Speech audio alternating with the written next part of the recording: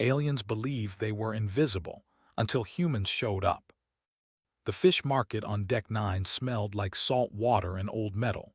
It was not a real fish market. There were no fish.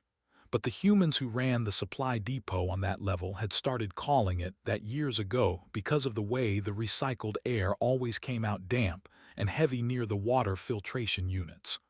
Old habits from Earth. Humans named everything. Dara was carrying 2 equipment crates through the market when she stopped walking. She did not know why she stopped.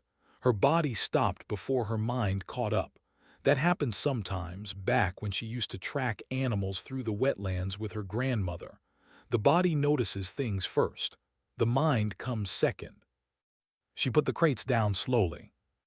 The air near Bay 7 tasted wrong. That was the only word she had for it. Salt, real salt, not the recycled station kind and something hot underneath it like copper wire left on a stove. She knew that smell. She could not remember where from. She looked at the bay wall, nothing there, yellow safety stripes, a pipe, a sealed door. She looked at the empty space just in front of the bay wall. The light was wrong there, not dark, not flickering, just slightly, quietly wrong the way air above hot pavement looks in summer, a shimmer that was not a shimmer, a bend that should not be there. Dara stood very still and breathed through her nose. Salt copper, something alive. She picked up her crates and kept walking. Sewell had been watching the human for 11 seconds by the time she moved on. He watched her back until she turned the corner, then turned away from the observation slit and looked at his crew. Nobody spoke. They did not need to. After 300 years of this work, Vreth scouts did not get nervous on routine patrols. They got careful. Sewell pulled up the human's personnel file on his wrist screen. The station's crew database was easy to access. It always was. Every species they had ever encountered stored their data on systems that the Vreth had learned to read before those species even knew the Vreth existed. The file loaded in seconds. Dara, age 34, former wilderness survival instructor, Norwegian coastal region, Earth, currently assigned as military scout, first rotation on this station. No combat record, no special commendations, completely ordinary. Sewell closed the file. The Vreth vessel was perfect. It produced no heat, no electromagnetic signal, no sound above 4 cycles per second. No sensor ever built by any civilization had detected a Vreth ship. The cloaking was not a technology. It was biology. Their skin absorbed and redirected every frequency that sensors used. Their ships were grown, not built, from the same material. They were, in every measurable way, invisible. The human had stopped for 11 seconds and stared at empty air. Sewell told himself it was nothing. New species always had odd behaviors. Humans especially were unpredictable in small ways. He had read enough about them to know they were emotional, noisy, easily distracted. This one had probably heard a sound from the water pipes or smelled the filtration units. He filed the moment under nothing and moved on. He should not have done that. Dara did not go back to Bay 7 that day. She finished her shift, filed her equipment logs, ate in the common hall with the rest of the scout unit, and listened to Sergeant Brell complain about the recycled food for 20 minutes. Normal, routine. But that night she lay in her bunk and thought about the smell. She had smelled that exact combination once before. She was 9 years old and her grandmother had taken her deep into the wetland marshes before sunrise. They were tracking a marsh elk, a big one, old, that had been raiding the community's fish traps. The elk could not be seen or heard, but when they got close enough, the air had smelled like that. Warm salt from the animal's sweat, heat coming off the body, something alive that did not want to be found.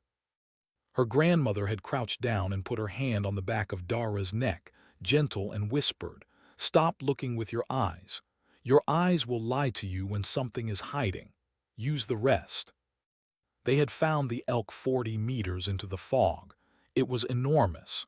It had been standing completely still, watching them back. and it had been terrified because they had found it when nothing should have been able to. Dara stared at the ceiling of her bunk for a long time. Then she wrote a short note to General Wass requesting permission to run an informal atmospheric reading of the docking bay corridor on Deck 9. She listed her reasons plainly: irregular smell, visual light diffraction, personal concern. She did not expect Wass to say yes immediately. She expected him to ask questions. She would have answers. Outside the station, in the cold dark between stars, Sewell's vessel sat perfectly still and perfectly invisible and waited for morning. The crew slept in shifts. The ship breathed slowly. None of them were thinking about the human woman anymore. That was their second mistake. General Wass did not say yes. He said, "Submit a formal request, attach a preliminary sensor log, and have it reviewed by the technical team by end of week." Dara submitted the formal request. She attached a preliminary sensor log. She did not wait for end of week. She borrowed a personal atmospheric sampler from the equipment room, the kind used for checking air quality in damaged compartments. It was small, about the length of her forearm, designed to measure oxygen, nitrogen, trace gases, humidity, and particulate count. It was not designed for what she was going to use it for, but it would do. She went back to Bay 7 during the second shift, when the corridor was quiet. She sat down on the floor with her back against the wall and the sampler running in her lap, and she waited. She did not walk around. She did not sweep the area. She just sat.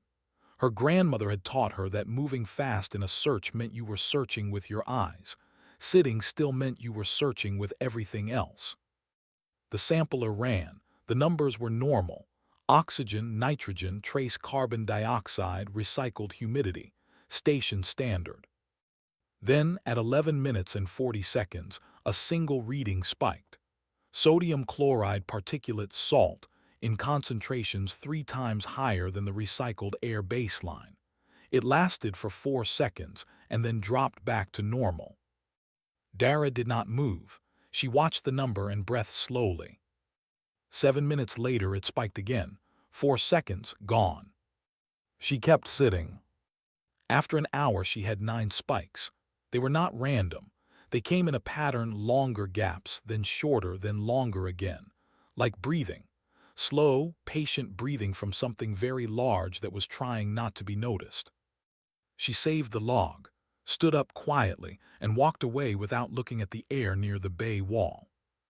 Sewell knew the human had come back. He watched her sit on the floor for an hour with a piece of equipment in her lap. He watched her leave. He pulled up the reading on the device from the station's maintenance network, easy to access like everything else, and saw that it was a basic atmospheric sampler. Low quality. Consumer grade. He was not worried.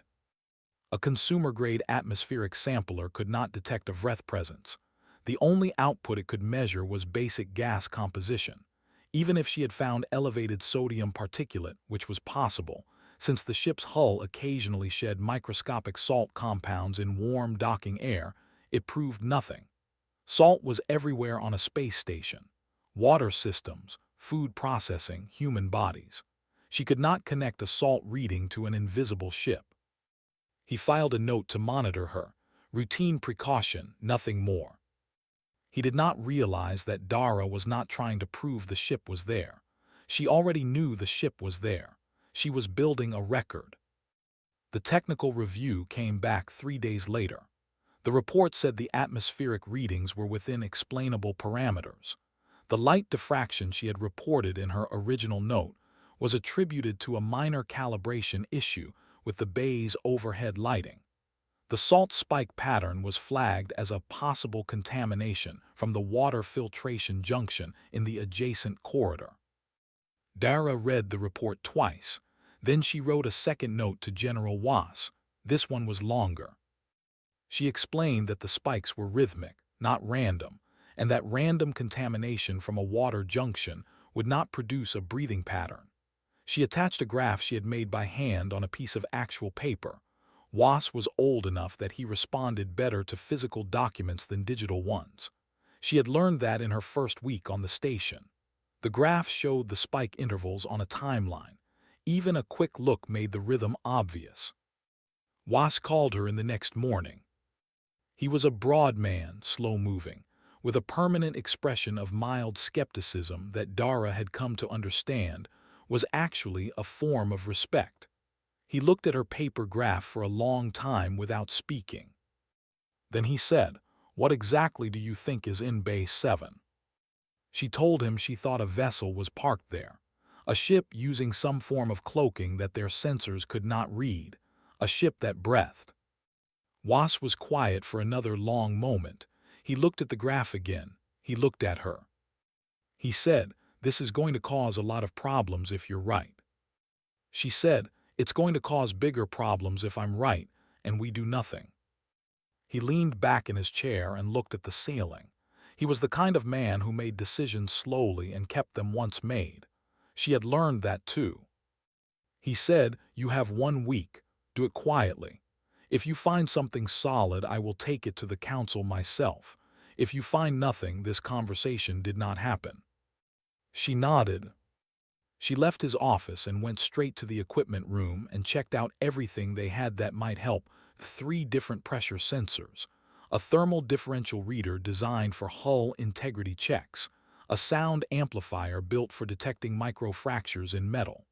None of it was designed for what she needed. All of it would help.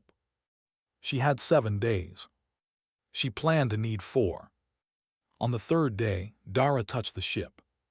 She had spent the first 2 days mapping.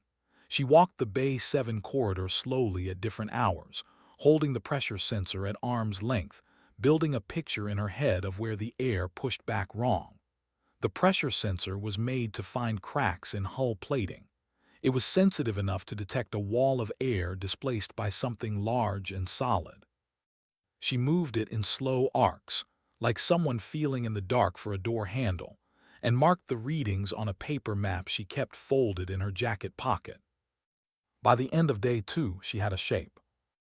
It was roughly 40 meters long, curved at the front, wider at the middle, narrowing toward the back. It was sitting still, hovering about half a meter above the deck plates. The pressure under it was slightly different from the rest of the bay, not the pressure of something resting on the ground, but the pressure of something holding itself up very quietly. On the 3rd day, she walked up to where the front of the shape should be and put her hand out. Her fingers touched a surface. It was smooth, warmer than the air, not warm like metal in sunlight, warm like something that generated its own heat, steady and slow. It had a very faint texture like skin, not like hull plating. She pressed her palm flat against it and felt a slow rhythm under the surface, not mechanical, organic. The ship was breathing. She stood with her hand against an invisible living ship for about 30 seconds. She was not afraid. She was very calm, the way she got calm when something important was happening, and panic would only make it worse. Then she took her hand away, wrote down the exact position and the temperature reading on her paper map, and walked back out of the bay without hurrying. The presentation to General Was lasted 20 minutes. She spread her paper maps on his desk. She showed him the shape, the pressure readings, the temperature log, the photograph she had taken using a thermal camera borrowed from the engineering department on a false maintenance request, which showed in the heat spectrum the faint warm outline of something large sitting in a docking bay that was supposed to be empty. The thermal image was not clear. It was the kind of image that, if you did not know what you were looking for, might look like a heating artifact or a sensor glitch. But if you already knew the shape, if you had the pressure map to lay over it, the outline matched perfectly. Was looked at the thermal image for a long time. Then he said, "Get your dress uniform." The Galactic Council chamber was on the upper ring of the station. Dara had never been inside it before. It was large and formal, and the kind of space that was designed to make individuals feel small, which she suspected was intentional. 7 species sat in a curved row at an elevated table. A tall gray dret, 2 round-bodied qual with their 4 arms folded, a small pale Finn who looked ancient, a Brenali in full ceremonial wrap, a young Hassel representative who kept moving his secondary eyes, and a Vreth in dark gray council robes who was perfectly still. Dara recognized the Vreth immediately. Not his face, she had never seen a Vreth face before, but the way he sat, the way he was so completely, carefully still, like something that was very good at not being seen and had gotten so used to it that stillness was its natural state. She laid her maps and her thermal image on the presentation surface and talked for 10 minutes without stopping. She used plain language. She explained what she had smelled, what she had measured, what she had felt with her hand. She explained the breathing pattern, the shape, the temperature. She said, "There is a living vessel parked in Bay 7 of this station right now, and it has been there for at least 11 days, and none of our sensors showed it." The council was quiet when she finished. The Dret representative spoke first. He said the evidence was interesting but not conclusive. A thermal artifact could have many explanations. The Qual representative said the pressure mapping was creative, but that consumer equipment operated outside its design parameters was unreliable. The Vreth representative, his name, she learned later, was Sewell, leaned forward slightly and spoke with a very calm, very pleasant voice. He said that the Galactic Council had centuries of verified sensor data, confirming that no vessel could exist undetected inside a station of this class. He said that he personally respected the thoroughness of the human scouts' work. He said that inexperience with galactic standard sensor protocols sometimes led new species to misread environmental noise as significant data. He said all of this gently, with a thin smile, like someone correcting a child who had drawn a good picture of the wrong thing. Dara looked at him for a moment. Then she looked at the council and said, "I am not asking you to believe my instruments. I am asking you to come to Bay 7 and stand in it and put your hand out." Nobody moved. But 3 of the 7, the Fen, the Qual biologist on the left, and the Dret historian, stayed in the chamber after the session ended and asked her to wait. They spoke to each other in low voices for a few minutes. Then the Fen turned to her and said, very quietly, "Show us the map." She showed them the map. Sewell left the chamber without looking back. He walked at a perfectly normal pace, his hands folded, his expression neutral. But his mind was moving fast. The human had touched the ship. The ship had been touched. He had 12 hours before this became a problem he could not manage quietly. He decided to start managing it immediately. The Fen diplomat's name was Ori. She was the oldest member of the council, and she had been around long enough to know that the most important events in galactic history almost always started with something small that everyone else had decided to ignore. She started with the human database. It took her research assistant, a young Dret named Paul, about 2 days to pull together a working file on the species. Paul was fast and thorough, and had the useful habit of flagging things that seemed strange rather than filtering them out the way most researchers did. By the time Ori sat down to read the file, Paul had filled 40 pages and highlighted 31 items in yellow. The first thing Ori noticed was the planet. Earth was not supposed to produce spacefaring life. The models used by every species in the Galactic Council to predict where intelligence could develop ranked Earth near the bottom of viable candidates. Too much radiation during the early period. Too many extinction events. Too many large predators at every level of the food chain competing simultaneously. The models said a planet like that either killed everything or produced something so specialized for survival that it could never develop the cognitive flexibility needed for technology and culture. The models had been wrong. What Earth had produced was a species that carried its survival environment inside its nervous system long after the external threat was gone. Humans had not escaped their world's danger. They had absorbed it. Every generation born on that planet for 200,000 years had grown up in an environment where being slightly less aware than average meant dying before reproducing. The awareness got passed on. The inattention did not. Paul had pulled together a comparative neurological study done by a qual research team 5 years earlier, shortly after first contact with humanity. The study was dense, but the conclusion was simple. Human sensory processing was unlike anything in the galactic database. Humans did not process senses sequentially, the way most species did: first sight, then sound, then smell, then analysis. Humans processed everything at the same time, in parallel, all of it feeding into a continuous background threat assessment that ran without conscious input, like a program running underneath the main program, always on. Most species could be surprised. Humans could be surprised too, but the threshold was different. Their bodies began responding to environmental irregularities before their conscious minds registered them. A human would feel uneasy in a room before they could say why.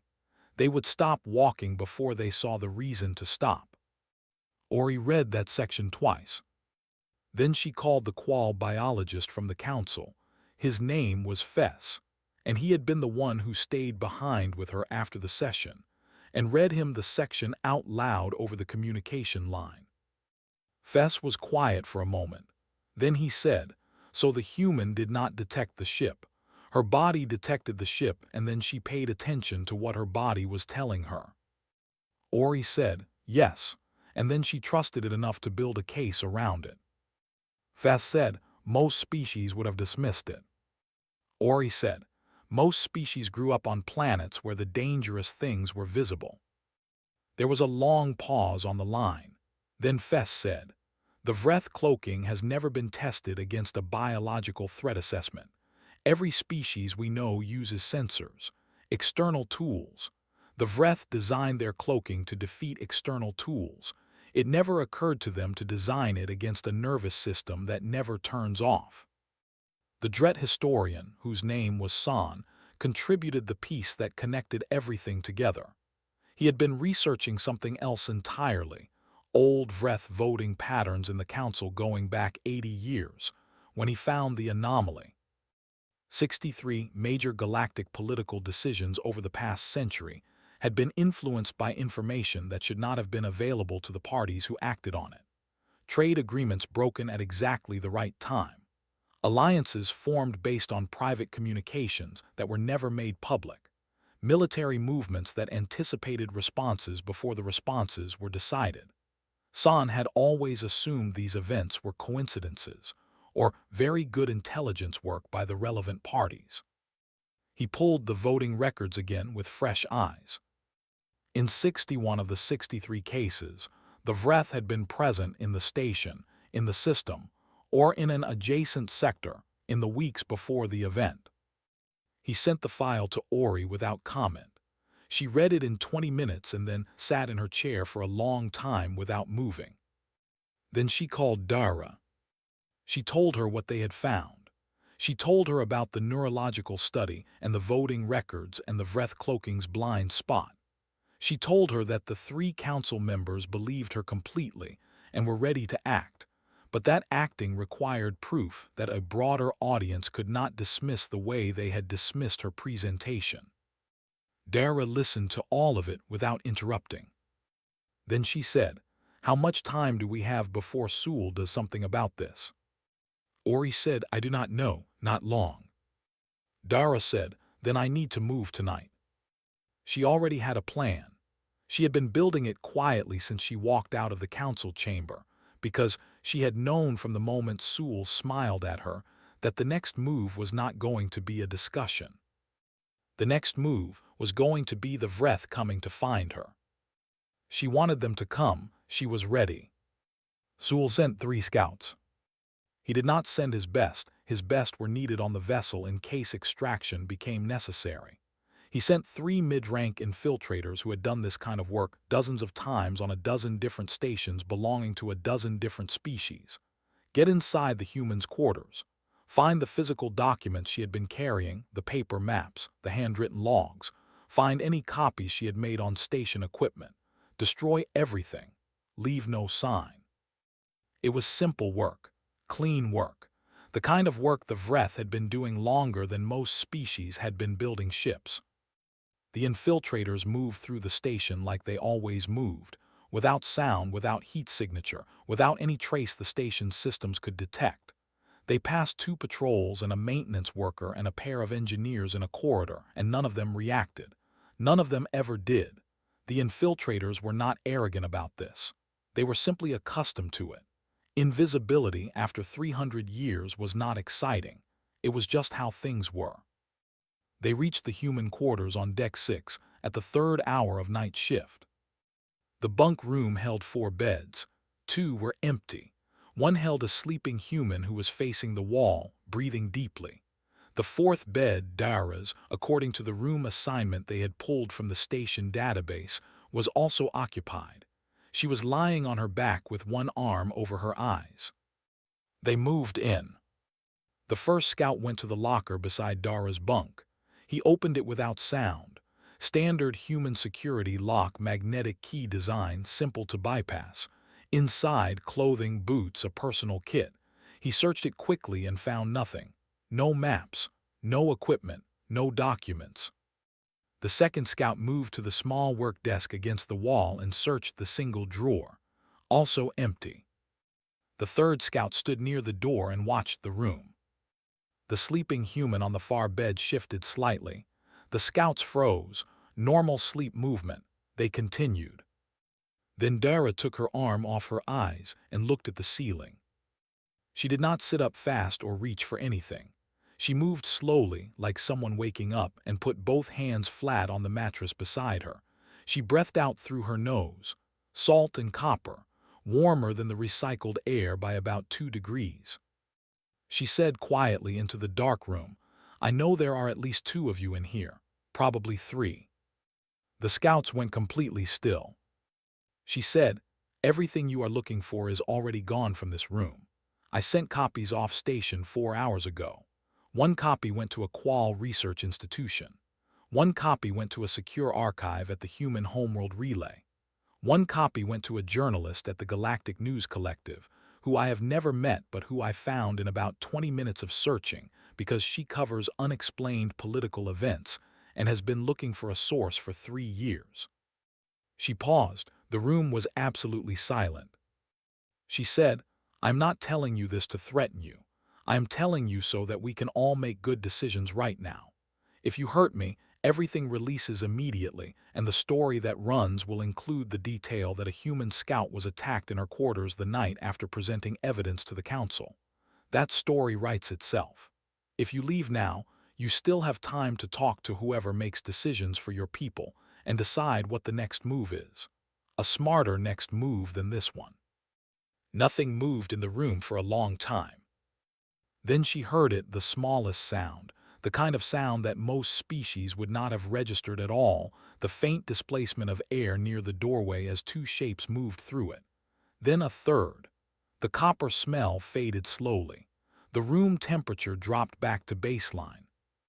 She lay there for a few minutes after they were gone, breathing steadily. Her bunkmate on the far bed rolled over and said, without opening his eyes, "Were you just talking to someone?" Dara said, "No, go back to sleep, Reeve." Reeve went back to sleep. She stared at the ceiling. Her heart was beating fast now, faster than it had been while the scouts were in the room. That was always how it worked. The calm came first and the fear came after, once the moment had passed and the body finally had time to notice how close things had been. She had not actually sent copies off station. She had wanted to. She had not had time. She had spent the evening with Ori and Fess instead, going over the voting records and the neurological study, and the station's outgoing data relay had closed for its nightly maintenance window before she got back to her quarters. But the scouts did not know that. And now Sewell would believe the information was already out, which meant he would have to make a choice, escalate further, which would only accelerate the release of material he now believed was already distributed, or pull back and start calculating damage. Her grandmother used to say that sometimes you could not outrun something bigger than you. Sometimes you had to make it think you were already somewhere it could not catch you. She got up, dressed in the dark, and went to find an open terminal. She had a data relay to catch before morning window. This time, she was actually going to send the files. The files reached the Qual Research Institution first.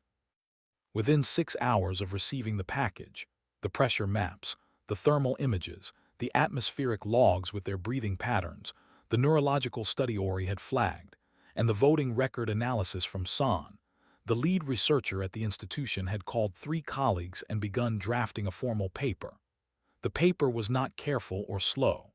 It was written fast, with the energy of people who had just seen something that changed the shape of a problem they had been quietly bothered by for years. The central finding was simple. The Vreth biological cloaking was a perfect solution to a specific problem, and that problem was machines. It had never been designed around biology. More specifically, it had never been tested against a species whose biology included a parallel threat detection system that ran continuously without conscious direction, and was calibrated, after 200,000 years of refinement, to notice things that were alive and hiding. The Vreth were invisible to instruments. They were detectable, under the right conditions, by a human paying attention. The paper went out to the Galactic Academic Network before the station's council chamber opened for morning session. Sewell received the notification of the published paper. At the same moment, he received word that his 3 scouts had returned empty-handed and that the human had spoken to them directly in the dark. He sat with both pieces of information for a long time. He was not a man who panicked. He was a man who calculated. He had been calculating his way through political situations for 40 years, in dozens of star systems, on behalf of a civilization that had shaped galactic history from a position of perfect invisibility. He was very good at it. But the calculation this time kept returning the same result. The window was closed. The information was out. The paper was out. The story had been sent to the journalist, and when he checked the Galactic News Collective's outgoing archive, he found the piece already marked for publication within the day. The voting records were attached. The neurological study was attached. The thermal image from Bay 7 was attached, with a note explaining that a Vreth Council representative had been present in the same station as the vessel that produced the image. There was nothing left to manage quietly. He made a call he had never made before in his career. He called the Vreth Home Council. What happened next was not fast, and it was not clean, but it was real. A younger faction within the Vreth leadership, one that had been arguing for 2 generations that the manipulation strategy was unsustainable and morally indefensible, used the exposure as the moment they had been waiting for. They moved quickly within their own system's politics, and within 3 days Sewell and 6 senior commanders had been removed from their positions by their own people. The new Vreth leadership reached out to Ori first. They chose her because she was the oldest member of the council, and because her record showed that she had a consistent pattern of taking things seriously that others dismissed. They sent a single message, brief and plain: "We would like to talk. We have been trying to find a way to talk for a long time. We apologize that it required this to happen first." Ori forwarded the message to the full council with a single line of her own added: "I believe them." The council sessions that followed were long and difficult, and sometimes heated. 61 political events were reopened for review. Old alliances were re-examined. Several agreements that had been manipulated into existence were renegotiated from scratch. It was exhausting work, the kind that never got celebrated because it mostly involved admitting that things everyone thought were true were not true, and that was always uncomfortable regardless of species. Fess and his team, working with 2 human engineers and a young Vreth scientist who defected to the research effort early, built the detector in 11 days. It was small enough to fit in a coat pocket. It combined micropressure mapping with atmospheric compound analysis, sodium particulate, temperature differential, oxygen displacement, into a single passive system that required no active signal and produced no output that a cloaked vessel could detect or interfere with. It was cheap to produce. Every ship in the Galactic Council's patrol fleet had one within 4 months. They named it after nobody. It was just called the Bay Reader. The name came from the place where the first one was tested. Dara went back to Bay 7 6 weeks after everything had ended, or after the part of it that felt like a crisis had ended. The longer work was still going. It would probably be going for years. But the acute part, the dangerous part, the part where she had been lying in the dark waiting to find out if she had made the right call, that part was done. The bay was empty now, clean. The air tasted like nothing, which was how recycled station air was supposed to taste. She sat down on the floor with her back against the wall, the same way she had sat during the long, quiet hours of waiting, and closed her eyes. She breathed in through her nose. Nothing, just station air. She heard footsteps in the corridor, and then they stopped at the bay entrance. She opened her eyes. A young Vreth was standing in the doorway. Not Sewell, nothing like Sewell. This one was young, probably junior diplomatic staff, and he stood with his weight slightly forward, which meant he was nervous. She had learned to read Vreth posture in the last 6 weeks. They were not so different from humans in that way. He said, "I am sorry to disturb you. I was told I might find you here. I wanted to ask, how did you know? I have read the papers. I understand the science, but I wanted to ask you directly." She thought about her grandmother, the fog, the cold water around her ankles, 2 hands on her small shoulders, steady and warm, and a voice saying, "Stop looking with your eyes." She said, "I grew up on a world where things hid from us. We learned to notice the hiding before we could see what was doing it. That is all it was." He was quiet for a moment. Then he said, "We never considered that. In 300 years, we never considered that some species might feel us rather than see us." She said, "Most species stopped learning to feel things once they built good enough machines to see things for them. Humans did not stop. Earth did not let us stop." He nodded slowly. He looked at the empty bay around them, the clean air, the ordinary light, nothing hidden anywhere. He said, "I think that is either very fortunate or very frightening." She said, "My grandmother would say it is the same thing." He left. She sat for a little while longer in the clean, ordinary air of Bay 7, and then she got up and went back to work. There was still a lot of it to do.